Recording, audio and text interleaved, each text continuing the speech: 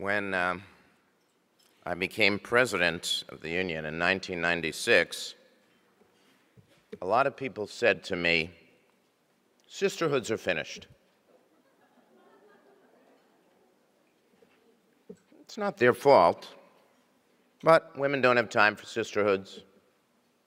And after all, temple leadership is finally, thank God, finally open to women in all leadership positions. They don't really need sisterhoods. I got a lot of that. My gut told me they were really wrong.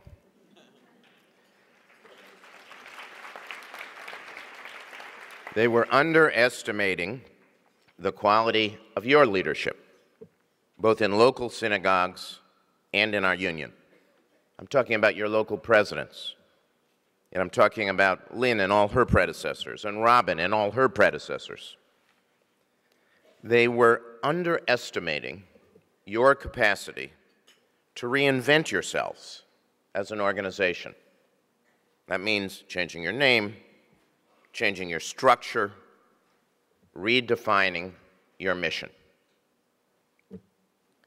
They were missing the simple reality that whatever the changes in our culture, Jewish women are still going to want to come together as women and to do certain things as women. And they were misreading the unique role that sisterhood had played and continues to play in the history of Reform Judaism. Now, I've mentioned to your board a few times, I love to tell this. In Jonathan Sarna's magisterial book on the history of American Jews, which is really the definitive work, there is a passing reference to Maurice Eisendrath. There is a passing reference to Alex Schindler. So we URJ presidents have to have a little bit of humility here. But there is a full page on Jane Evans.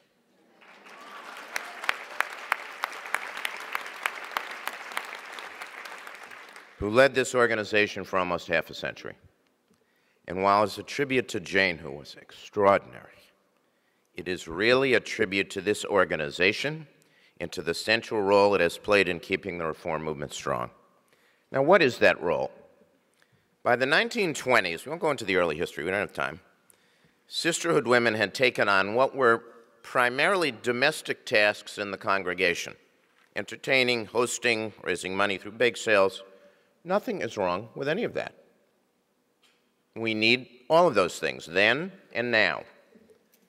But when Jane took over in 1933, she and her leaders decided that more was needed, much more. Your women needed more. The synagogues needed more. And so what did they do? First, they made a commitment to social justice and to Zionism. I spoke yesterday to the World Union and talked about, well, we have all these problems now, and they're real and so on, and we're all saying we've got to look out for ourselves and our own congregations and our own affairs. What I said to the World Union is, let's look out for ourselves is not a rallying cry. It's a formula for suicide. Is that how we're going to attract the young? By saying we got problems, let's look out for ourselves? The women of what was then NFTS understood that and turned their attention to addressing the issues and the problems of the larger world.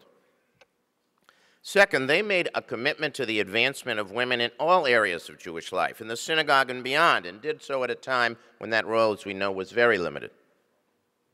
Third, as we've heard, they made a commitment to Jewish education, education for all, and especially for Jewish women.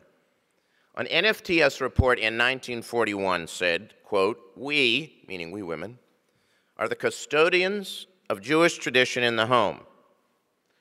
Now, we look at that today, and we want equality in terms of being custodians of tradition. Now, the reality is, women are often still the custodians of Jewish tradition in the home. And while we want that to move in the direction of equality, the reality is what it is. And that meant, in any case, in 1941, for sure, women had to be educated. The brilliant innovation of sisterhood, the brilliant innovation was the gift shop, later called the Judaica shop. This wasn't a commercial enterprise.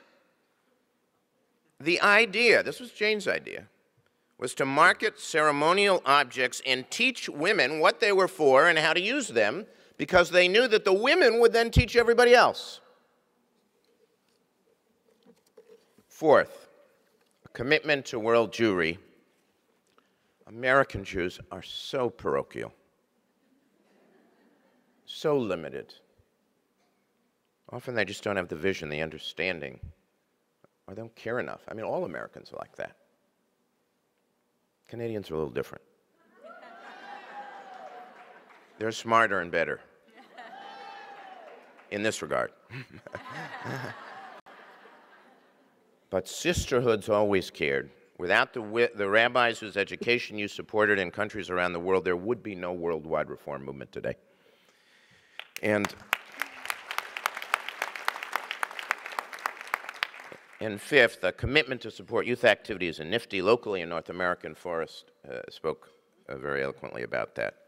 80 years later, 80 years after Jane, every single one of those commitments has been kept, deepened, expanded, and the Yes Fund, of course, is the primary vehicle to do that. In education, for example, you've moved far beyond the gift shop. The Women's Torah commentary has been your crowning achievement, but not your only one. And now you're playing a role in our youth engagement campaign. And here's the thought. The new frontier as we look to the future is going to be pre-K education. That's going to be the new frontier. And in the years ahead, I think WRJ is going to look at that and play a leadership role in that regard as well. Now, I'm not minimizing the challenges you face and that we all face in these difficult times. The issue is not women don't want to come together as women. They do. They continue to come together. They do extraordinary things. They're almost study and social justice and spirituality. One issue we know is this whole term temple sisterhood. It's become problematic for some. We have groups of women doing exciting things, doing the things you talk about and encourage, in that they say, we don't want to be a sisterhood, or we don't want to be part of an association of sisterhoods. This is fascinating. A wonderful doctoral dissertation is going to be written about this someday. In hundreds of congregations, sisterhood remains a powerful and positive word in the setting of the synagogue. Temple sisterhood is a term used with pride, as it should be. And, of course, I speak as a child of the 60s. The term also has strong feminist connotations, and exceedingly positive ones.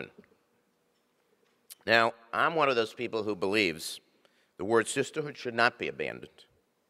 But ultimately, the word is not the key. The challenge is, how do we reach out to those women who are doing important and creative Jewish things in our congregation, who are doing them as women and in groups of women, and bring them under the Sisterhood WRJ umbrella? How do you make them comfortable with the word, but more important than the word, with the structure, with the network, which is what you really are? It's not a structure, not just an organization. It's a network of caring women. That's the challenge. And let me say, I have complete faith in your ability to meet that challenge. As we stand here today, WRJ is on the threshold of a new era. You have a wonderful new director, Rabbi Marla Feldman. Marla has an extraordinary record in the realm of social justice, but in fact has experience and skills to lead in every single one of the areas that I mentioned. And of course, the union too is on the threshold of a new era, so the timing is good.